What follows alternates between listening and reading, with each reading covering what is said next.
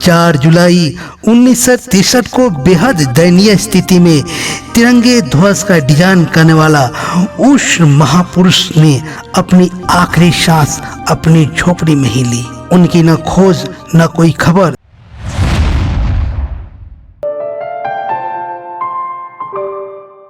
15 अगस्त 1947 को देश आजाद हुआ। आजाद भारत के पूर्व न जाने कितने स्वतंत्रता सेनानी हंसते हंसते शहीद हो गए और आजाद भारत के बाद न जाने कितने स्वतंत्रता सेनानी गुमनामी के अंधेरे में खो गए। कितने तो रेलवे स्टेशन, बाजार या अन्य चौक चौराहे पर भीख मांगते नजर आए। बदहाली और तन्हाली में जिंदगी गुजारते स्वतंत्रता सेनानियों की देखभाल करने वाला कोई नहीं था। इसका सबसे बड़ा कारण देश विभाजन था। देश विभाजन से उत्पन्न हालात और अपनों के खोने के गम ने दूसरों के गम को महसूस ही नहीं होने दिया। गुमनामी के अंधेरे में डूबे हम एक ऐसे स्वतंत्रता सेनानी की चर्चा करने जा रहे हैं जिन्होंने हमारी आन बान और शान का प्रतीक राष्ट्रीय ध्वज तिरंगे का डिजाइन किया। वैसे आज हम जो अपने राष्ट्रीय ध्वज का प्यारा रूप देख रहे हैं, निर्माण का यह रूप को इस निर्माण के पूर्व कई निर्माणों के पड़ावों से होकर गुजरना पड़ा था। विरोध और सर्वसम्मति से तिरंगे के इस डिजाइन को स्वीकार किया गया।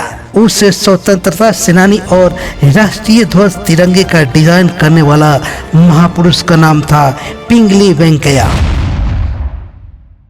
आंध्र प्रदेश में कृष्णा नामक जिला है। उस जिले में भाटला पेरू नामक एक गांव है जिसे अब हम मछलीपट्टनम के नाम से जानते हैं। मछलीपट्टनम के एक गांव में एक ब्राह्मण परिवार में एक बालक का जन्म होता है जिसका नाम पिंगली वेंकैया रखा जाता है। उसके पिता का नाम हनुमंता रायडू और माता का नाम कट रत्नमा था। हनुमंता रायडू चाहते थे कि उनका पुत्र बड़ा होकर गांव के साथ साथ देश का भी नाम रोशन करे। पिंगली वेंकैया की प्रारंभिक शिक्षा गांव के स्कूल में होती है और जब वह 19 साल के होते हैं तो रोजी रोटी की तलाश में मुंबई चले जाते हैं। तब मुंबई का नाम बम्बई हुआ करता था। वहाँ उन्हें सेना में नौकरी मिलती है।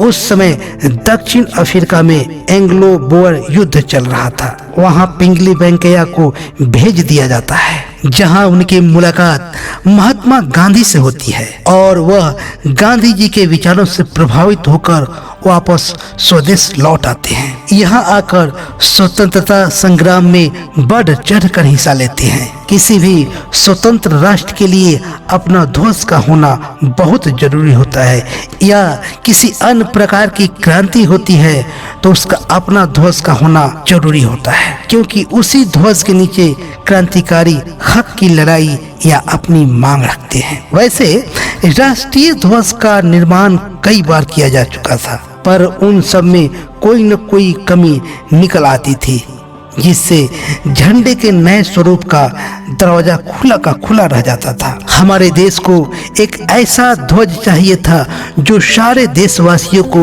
एक धागे में पिरो कर रख सके। काम तो मुश्किल था पर असंभव नहीं था। इस कार्य को करने का वीरा पिंगली वेंकैया ने उठाया।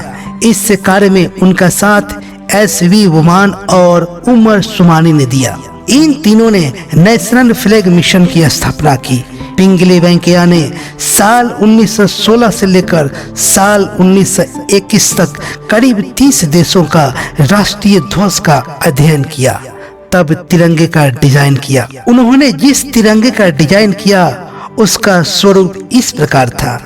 ऊपर लाल पट्टी, नीचे हरी पट्टी और बीच में सफेद पट्टी जिनमें चरखे का चिन्ह बनाया गया था।